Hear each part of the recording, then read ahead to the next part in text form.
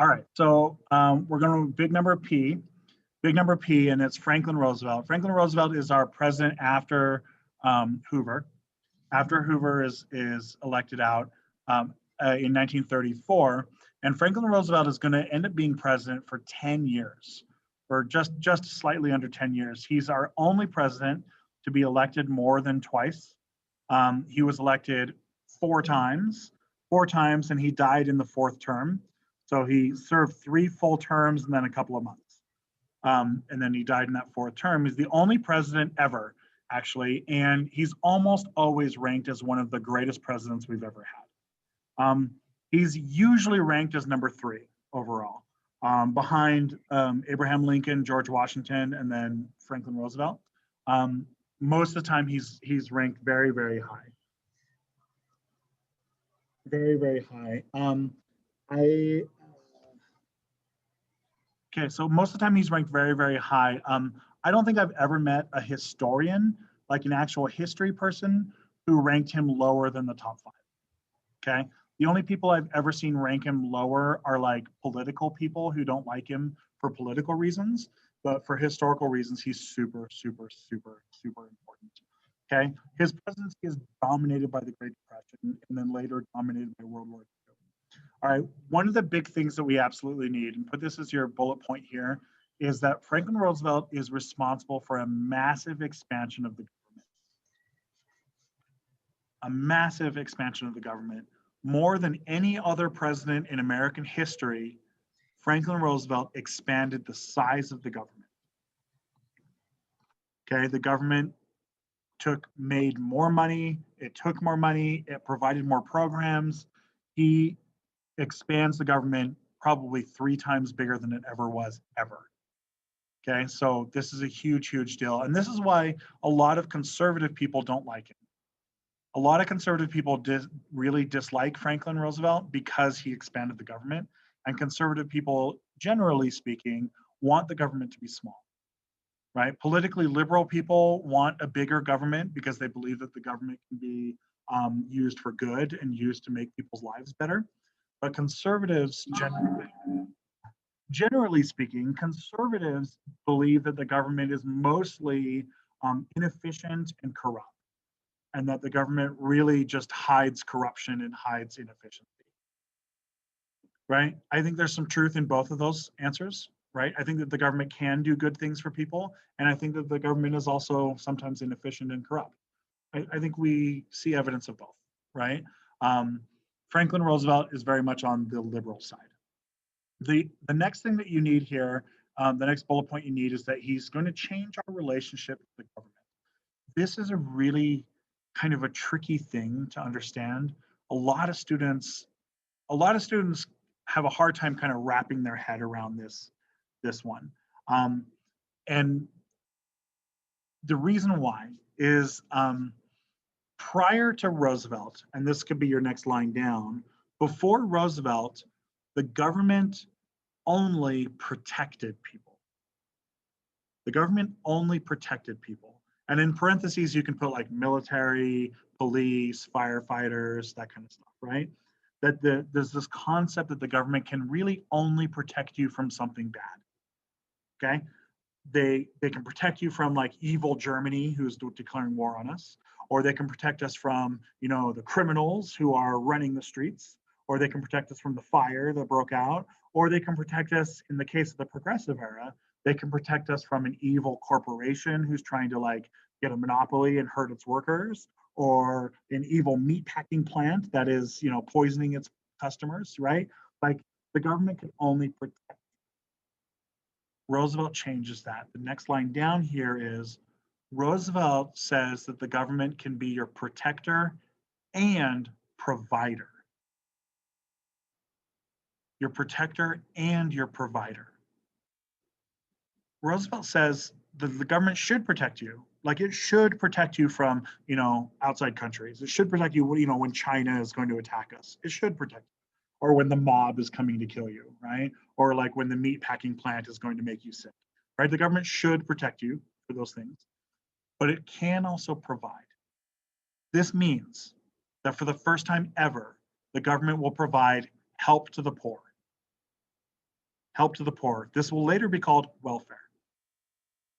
Okay, so for the first time ever, the government provides help to the poor. It also provides work, jobs for people who need jobs. It also can provide homes to the homeless, that the government can provide these things. This is kind of a debate that Americans are still having today. If you like watch the election, the 2020 election, right, with Biden and Trump, like one of the central issues that Americans are arguing about is what should the government provide, right? Should the government provide you coronavirus vaccinations? Should, Yes. maybe, I don't know, right? Should the government give you free coronavirus tests? Right? What if you get coronavirus? Should the government pay for your healthcare? Right? Should they pay for your doctor? Should they pay for your hospital bed? Should they do those things? Right? Half of America says yes, absolutely. Right? Give me the test, pay for my doctor. Yes. The other half of the country says no. That's terrible. That's not what the government should be doing. Right? And this is something that Americans disagree on, and this is the fundamental difference between the Democratic Party and the Republican Party today, right? This is like the central issue of basically every political fight we have in our country, right? Roosevelt, for the very first time, is standing in on that left side, and he's the very first president who's saying the government can and should provide. Okay? This is a tricky one that students have a hard time with. Okay, let's go with our next line down. I want every one of you guys in our chat room, pull up the chat room real quick, and say something, say a right that you have that the Constitution says you have a right. You have a right to do what in the Constitution? Put it in the chat room real quick. I guarantee you've heard of all these things before. You have the freedom of blank, the freedom of, the freedom of blank, the right to do blank. Right? Put them in the chat room.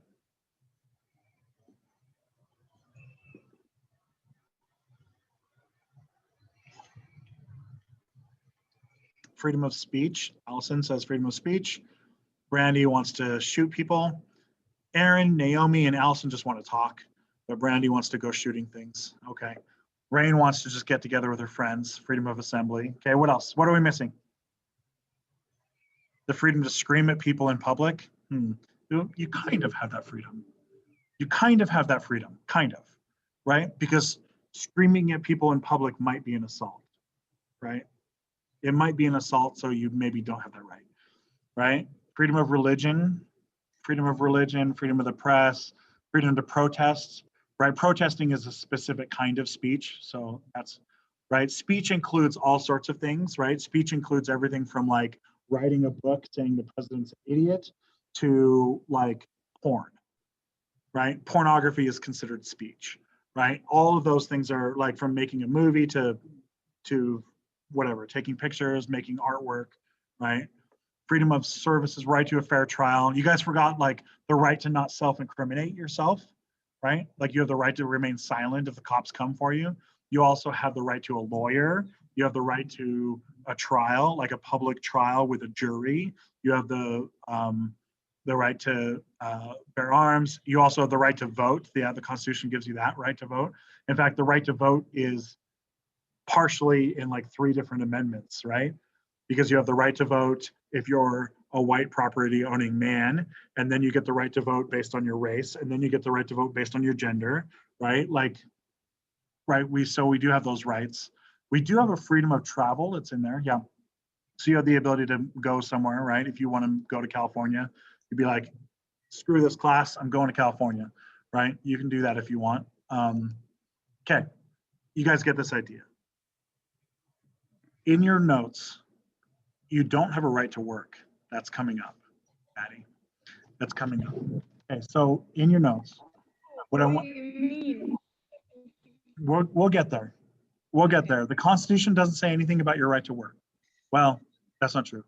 The Constitution does say slavery is okay. So I guess that's work, right? It's not until the 13th Amendment that they get rid of slavery. Oh, yes. It's all coming together. We are the slaves of society and hierarchy. Well, I'm not sure the Constitution says that either, but okay. So Um, what are we doing here? Oh yeah. Okay. So in your notes, put in there before FDR, Americans had the freedom to do stuff. Okay, the freedom to do stuff, and you could put in parentheses speech, religion, bear arms, whatever, protesting, press, assembly. You could put in, just 3 or 4 of them as an example in there. Okay, we have the freedom to do these things, the freedom to vote, the freedom to do these things. Okay, the Constitution also says that you have the freedom to do all sorts of other things that are not defined. Right? Like I have the right to wear shoes. The Constitution doesn't tell me I have the right to wear shoes, but the Ninth Amendment says anything that's not listed is assumed that you have the right to do it, unless it's made illegal, right? So because nobody ever made it illegal for me to wear shoes, I have the right to wear shoes. Because nobody ever made it illegal for me to like ride a horse, I have the right to ride a horse, right? I have the right to, grow my hair long or shave my head, or I have the right to whatever. I have the right to get married. I have the right to have kids. I have the right to do all sorts of stuff, right? Okay. The next line down is Franklin Roosevelt says you have the freedom from want and from fear. And put it in quotes. You have the freedom from want and the freedom from fear. Put them in quotes. They're Franklin's like probably his most famous quote, right? Americans have the freedom from want and from fear. This is something that on the surface doesn't seem like a big deal, but it's a really big deal. Okay? The freedom from want. This doesn't mean I want things like you say, like I want a new, PlayStation or something, right? It's not that. This is the freedom from want, as in the old-timey version of the word want, where you'd say like, my family is living in a state of want right now. That means I can't feed my kids. It means I don't have a home. It means I don't have a job. That's what it means. So the freedom from want, go ahead and circle it, put like a line on the side that this is like security for your family, security for you and your family, right? Food for you and your kids, a home for you and your family, a job, okay? And some of the stuff you want to, right? Sometimes you get a new PlayStation. Not always, but sometimes you do, right? But hopefully you're getting like food and shelter and like clothes and stuff like that before you get the PlayStation. You probably need to get electricity before you get a PlayStation, right? Otherwise the PlayStation is just a shiny brick, right? Yeah. Okay. The freedom from fear. This is the freedom to not have to live in fear anymore. In order for Roosevelt to say that you and your family are always going to have a home, and you're always going to have food, and you're always going to have security, right? Security and like food and stuff, water. In order for that to happen, the government must provide these things. Now, I'm assuming that none of you guys have children yet. Is that correct? Right? Yeah. Yeah. Since you guys are only like whatever 12 or however old you are, you guys don't have kids. 11. Maddie's 11. Yeah, she's a very precocious 11.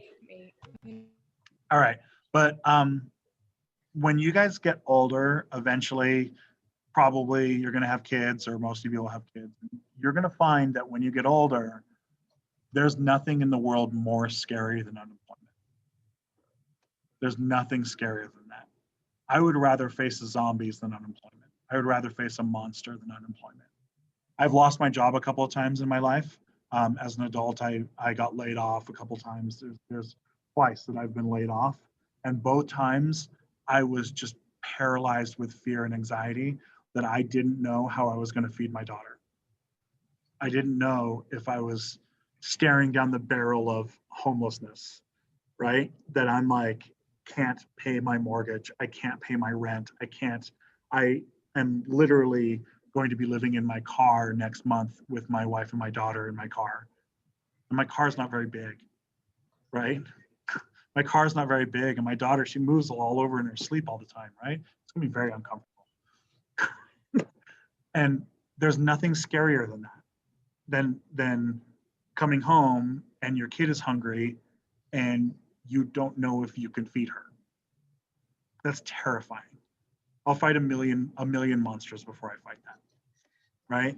And this is what 25% of the country was feeling at this point, right? 25% of the country didn't know how to feed their families. They're living in Hoovervilles, right? They are unemployed. Okay, the last thing I want to talk about with Roosevelt, and Roosevelt's a big deal. He's a really big deal. We're going to stay with Roosevelt for quite a while. In fact, Roosevelt's going to be our president all the way until Christmas break, right? He's really important. I'm trying to drive it home. The next thing is I want to address the fact that he's in a wheelchair, because this is pretty cool. This is pretty, I mean, he probably didn't think it was very cool, but I think it's really cool that we had a disabled president, right? That's pretty cool. Like, how many people do you know with disabilities? Like, I know kids, I know students. Every year I have students with all sorts of disabilities, and they constantly, you know, have low self-esteem, and they beat themselves up over the fact that they have issues, right? And like, we all have issues, but it doesn't help them to see that. What helps them is to see the most powerful person on the planet Earth can't even stand. So Franklin Roosevelt is in a wheelchair, which I think is important. Let's get to know his wheelchair. He contracted a disease called polio as an adult. Polio, the official name is poliomyelitis, right? But polio is a disease that thankfully none of you guys have ever had to deal with. The United States got rid of polio in like 1960, and polio today only exists in like 3 villages in Afghanistan, right? It's almost gone from the planet Earth. That's fantastic, because polio was a nightmare of a disease. How did they get rid of it? Say what? How did they get rid of it? With vaccines.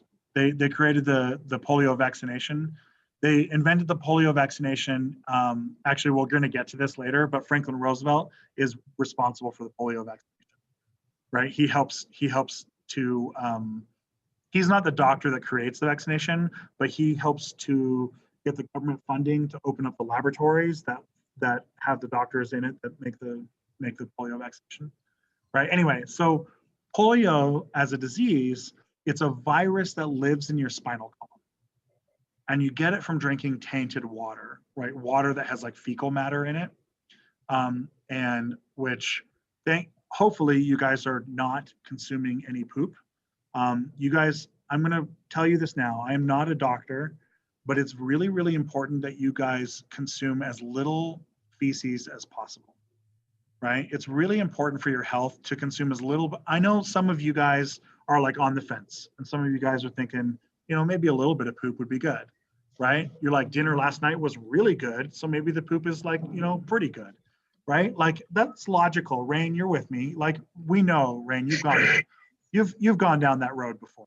But I need to warn you, no matter how good you think the poop is, no matter how tasty you think it's going to be, you should not consume it. All right? It's very, very dangerous. It's very, very dangerous, and it contains all sorts of diseases. One of the diseases is polio. Okay? This is why you should not eat your poop. This is reason number 1 why you should not eat your poop. All right. So it's a virus that almost 100% of the human race used to get at the time, back in the day. And when they didn't separate the sewage systems from the water systems very well, and they kind of merged together quite often. For most of human history, people drank poop. For most of human history, all the way up until about the 1960s. Yeah. So think about that next time Grandma and Grandpa tell you how nice the old world used to be. Yeah. Just go ahead and let them drink their poop.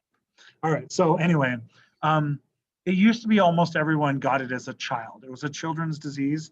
And for most time, children would get sick for a couple of months and then they would be fine, right? You get sick for a couple of months and then you're fine. But if you get it as an adult, it's a really, really bad. It's one of these diseases that doesn't really affect children very much, but really, really affects adults, kind of like coronavirus, right? Franklin Roosevelt was 39 when he got it. And when he was 39, he got polio, and the polio lived in his lower spinal column, and it dissolved his spinal column. It dissolved the lower part of his spinal column where his spine attaches to his hips in the back, like where he had his tramp stamp in the back, right? He had a bald eagle tramp stamp on there, right? And it said POTUS with the mostest. I don't know. I'm not sure. POTUS with the mostest, right? And it had like little wheels on the side. Yeah. Anyway, yeah, POTUS. Clarification, you did say tramp. He what? I couldn't hear you, Maddie. Anyway, so yeah, POTUS means President of the United States. POTUS, right? POTUS mostest, right? That's what his tramp stamp was. Most presidents get the bald eagle tramp stamp. It's pretty standard practice. Yeah, tramp stamp. Yeah, it's his tramp stamp. You know what a tramp stamp is, right? Right? Yeah, I get it. Lindy's like, yeah, I get it. Yeah, Lindy really knows what her tramp stamp is, right? That's a butterfly, isn't that right? Ooh, she's not denying it. I'm right. Okay. Anyway, so it's okay. Aaron's tramp stamp is shamrocks, right, Aaron? Yeah. And anyway, so FDR, I'm in a weird mood today, guys. I'm in a classroom all by myself. It's ice cold in here. I'm in a weird mood. All right, so he gets polio as an adult and he loses the use of his legs. This is his actual wheelchair. It's in the Smithsonian, and most of the time he wore these leg braces, right? So you can write in there in your notes that he uses these leg braces. And you can see right here on his legs, where his legs, he would have these braces, the metal rods that go along the inside of his leg and on the outside of his leg. He had like a little lever on the knee where he could just flip it and it would lock it. So it was like basically a solid steel rod, essentially, right? And he could unlock it so he can bend his legs to like sit down, you know. But if he was standing up, he would lock it so it would be just a steel rod. And what he would do is he would be able to like hobble a little bit, right? Like you move your torso and kind of hobble your legs where your legs are totally straight, right? He was able to do that sometimes. And he would make public appearances where he would have Secret Service guys stand. He would have like, he always was accompanied by like really big Secret Service guys, like really big, like weightlifter guys. And he would have like one on his right and one on his left. And they would basically pick him up by the leg brace. And they would hold him just a half inch off the ground. And then he would move his torso and like wave to people, right? So it looked like he was walking. This is not a joke. Like this is actually real. His wheelchair wasn't a secret, but it was also something that it's not a secret, but it's also something that he never wanted to show people because he didn't want the American people to think he was weak. And so what he would do is he would stand there and give speeches, and he would be holding onto the podium the whole time, and he would give speeches and stuff, and he would talk.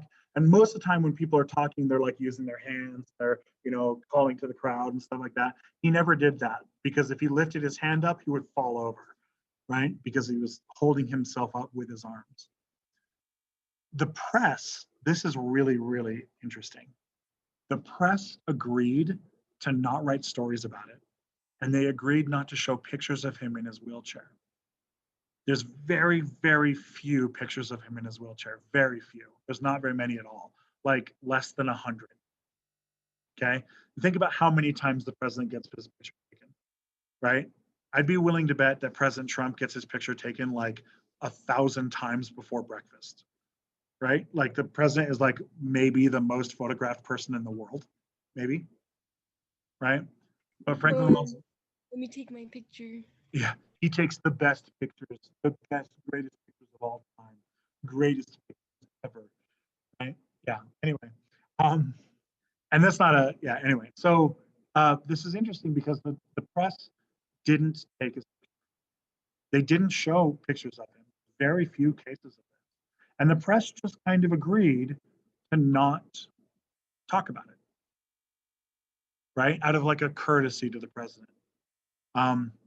And it's kind of weird.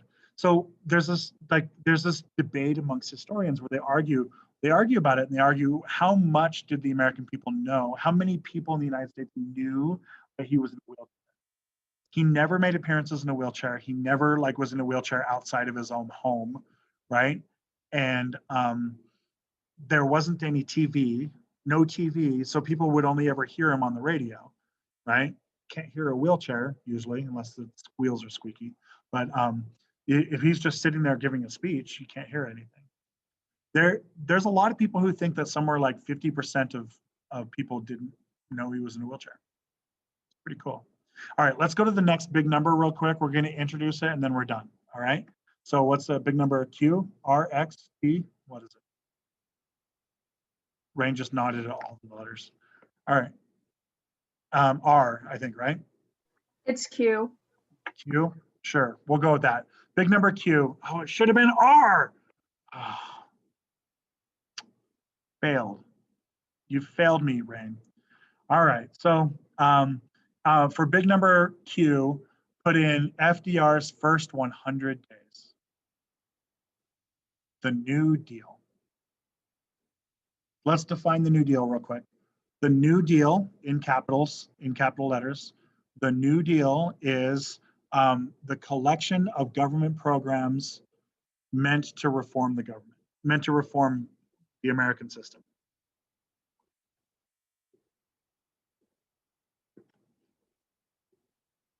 I need you to put these three things in this New Deal, okay?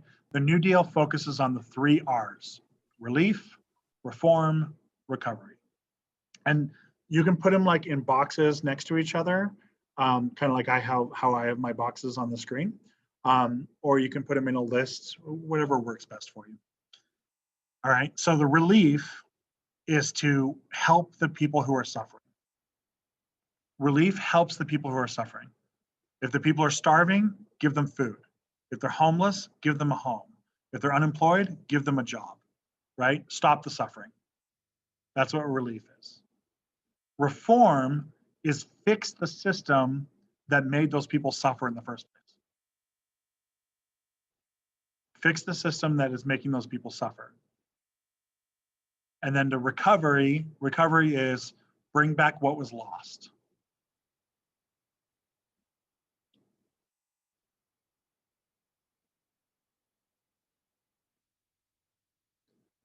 Now, all of FDR's programs are going to fall into these three categories: relief, reform, recovery, right? Some programs are like in all three, but most of his programs will be like relief programs, recovery programs, reform programs, right? So they're going to be in these three categories. But FDR basically says that the entire government has to be dedicated to RRR, right? The entire government needs to be working on these three R's. Over the next couple of days, we'll be looking at these programs, and we're going to see, probably the next 2 days, I think, we're going to see how effective FDR was. He's got a mixed bag of success. Sometimes he's quite successful, other times, kind of not so much, right? He is going to try hundreds and hundreds and hundreds of things. And so if you try hundreds and hundreds of things, some of them are going to fail, right?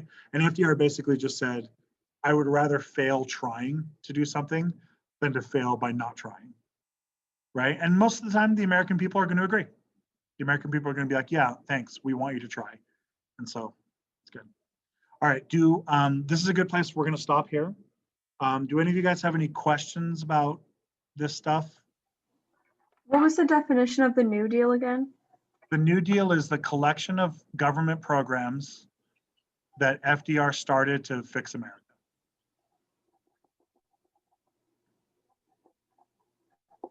We're going to get all those programs over the next couple of days. Okay. Are we good? Are any of you people who don't normally do this, do you guys know where to turn in your notes and stuff? On Canvas? I don't.